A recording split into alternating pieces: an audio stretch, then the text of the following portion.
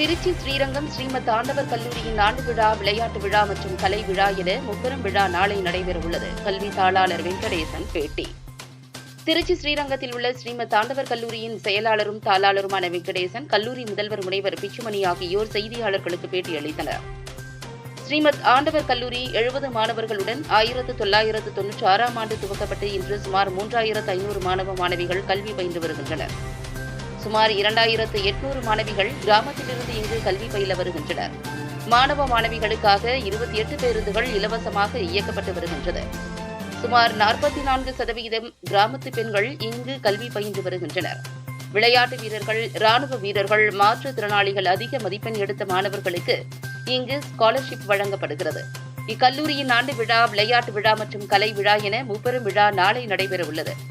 இந்த விழாவில் மணப்பாறையைச் சேர்ந்த சுதந்திர போராட்ட தியாகி சுந்தரம் சிறப்பு விருந்தினராக கலந்து கொள்ள உள்ளார் என தெரிவித்தனர். பேட்டியின் போது கல்லூரி துணை முதல்வர்கள் ஜோதி, உபேந்திரன், கிருஷ்ணன், மக்கள் செய்தி தொடர்பாளர் மோகன் ஆகியோர் உடனிருந்தனர்.